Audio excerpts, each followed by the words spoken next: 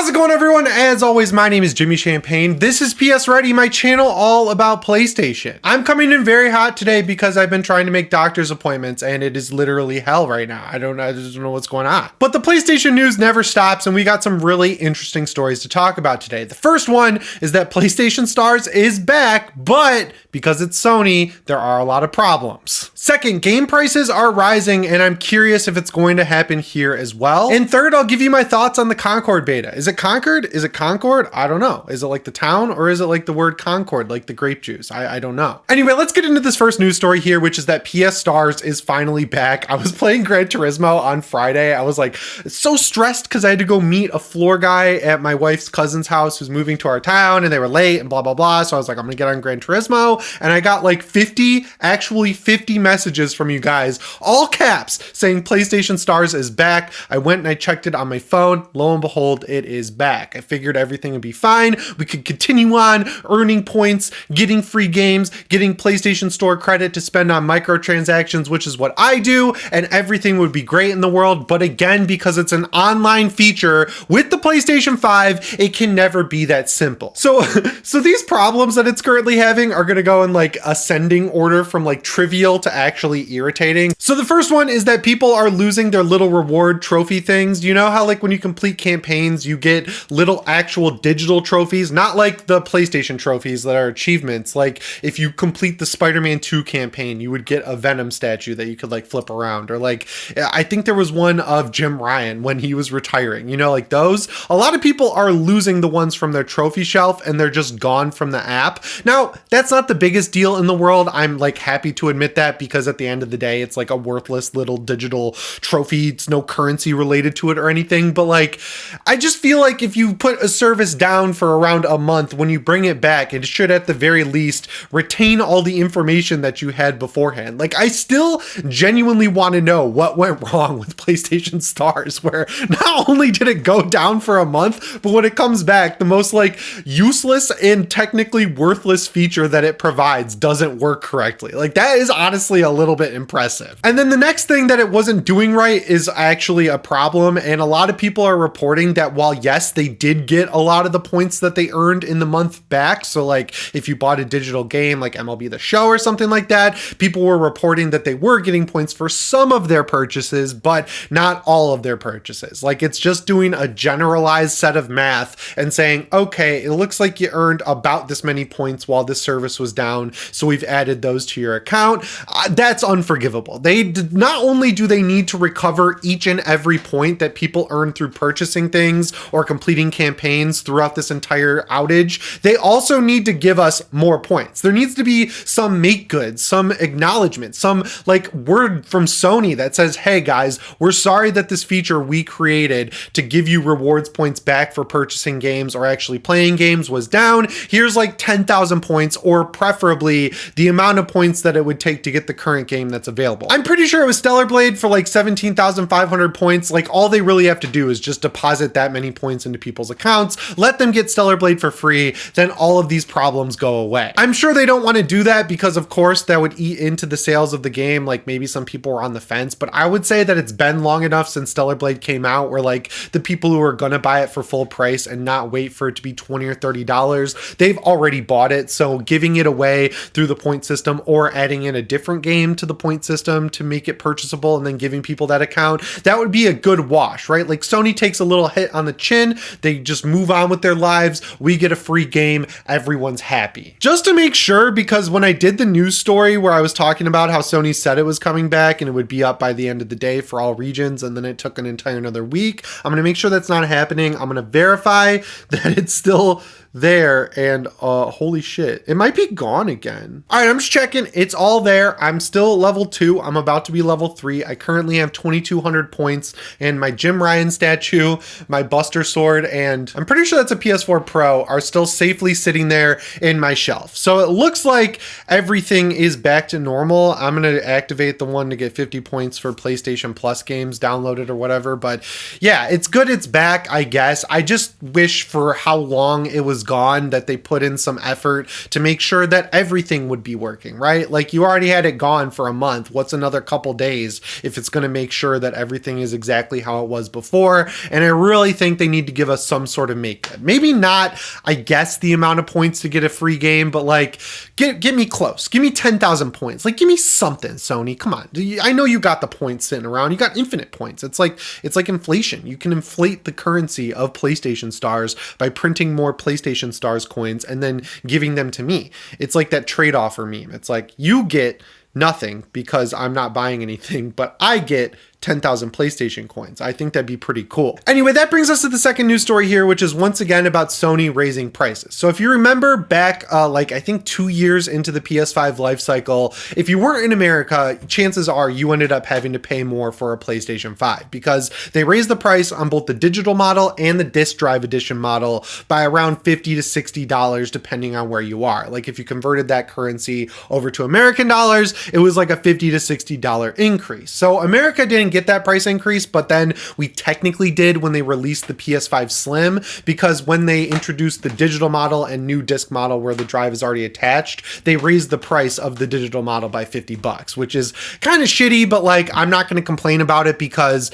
you know, we had a much longer opportunity here in the States to get a PS5 for the original price of $400 for the digital model and $500 for the disc model. It sucks. It's not as bad as it was everywhere else. This time around though, it looks like they're increasing the prices of games and they're starting in Turkey. Now, I can't tell if this is like games were $70 in Turkey money and then they were increased to $85, or if like with conversion from Turkey's currency, they're $85. But people are really upset about this because, as one of the commenters put it, the median salary in Turkey equates to like $400 US.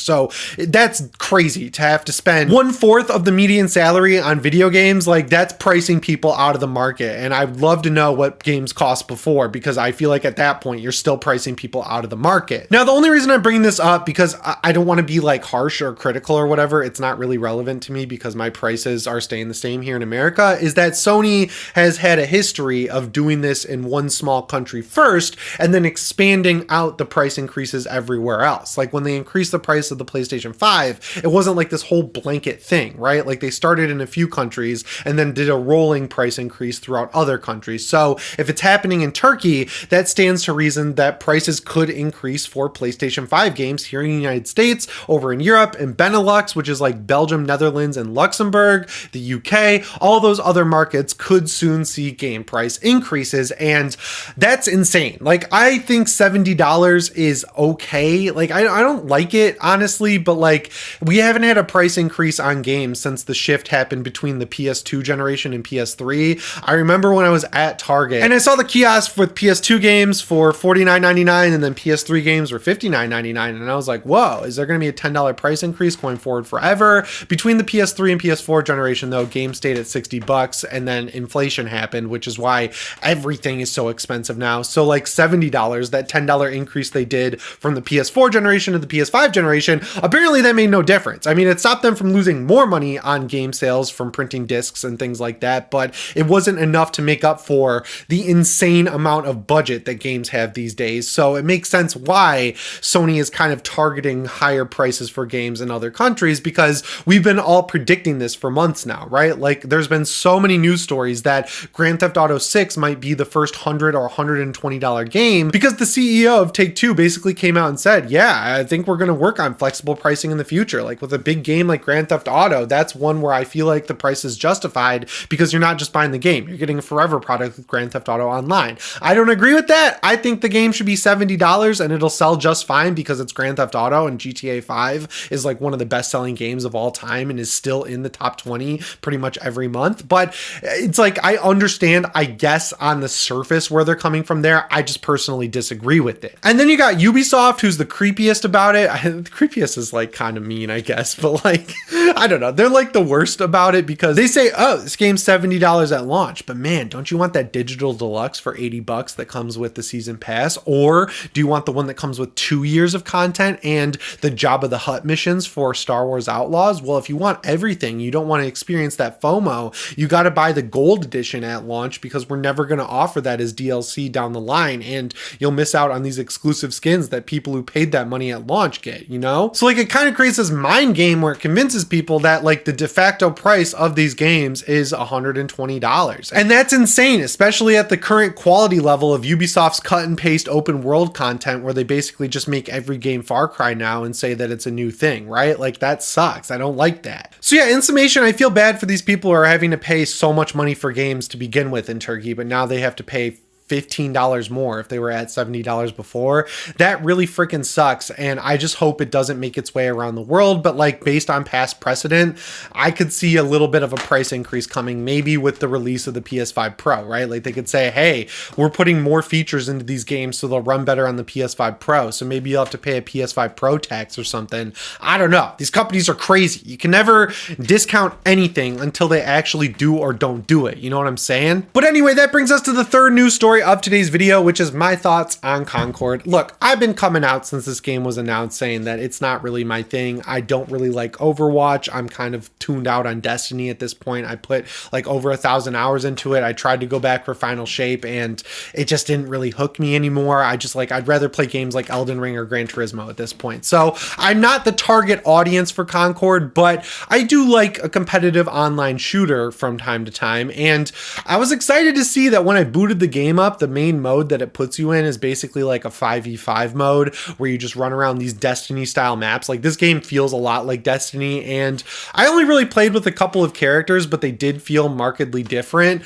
I just think there's going to be a lot riding against this game being successful. I saw people saying that like the beta only reached 380 people on PC and it's a flop, but on PS5 you could play for free if you had PS Plus. On PC that wasn't the case. Like, you had to pre-order the game for $40 to play the beta, so I can see why not a lot of people did that. On the other hand, if this was something that people were excited about, I'm assuming they would have no problem pre-ordering the game just to play the beta, because on Steam you can refund a game before you played it for 2 hours, and if you're playing the beta, that wouldn't count towards the 2 hours because the game isn't officially out. So yeah, those numbers are not great, but there are some caveats you kind of have to keep in mind. But anyway, I think the gunplay in this game is pretty good. I personally think the time to kill is a little high, even considering like balance of team. Like, some characters are going to be stronger against other characters. Like, the big robot has a ton of health. He's super tanky, but his Gatling gun or whatever is like a higher TTK than the main guy Teo that I was using, who has an assault rifle. But still, I think across the board, the time to kill is just a little too high. Like, gunfights last long enough to where you could have someone flank you easily and just pick you off right after you get a kill if you're in a gunfight. So I think they need to lower the TTK a little bit. I also think the movement in general is just a little too slow. Like, you kind of feel magneted to the floor, and part of that might be because it feels so much like Destiny. I want it to play like Destiny, and if you've never played Destiny in Crucible, you're flying across the map. You're like sprinting, especially if you're an Arc Hunter. You get that shockwave mode where you can run like 2 times as fast. Like, Destiny is a very fast game, and this game controls and shoots a lot like Destiny, so it might be just an expectations or something I'm used to that I was expecting from this game, but I just didn't get it. But yeah, I just feel like the movement was a little too slow. And then my biggest gripe with it for sure is that it just feels like really uninspired. I think the cutscenes look amazing. Like, the facial animations are phenomenal. The textures on the characters are great. I don't like the character designs. They're just like a little bit bland and generic, and they feel like Zoomer fashion on these characters. But like, I saw a lot of people on Twitter saying they really liked them, so it's just down to personal preference. Just that first cutscene just felt like, I don't know, like Guardians of the Galaxy at home, which is how I described this game when it was announced. Once you see the characters in action, it feels even more like that.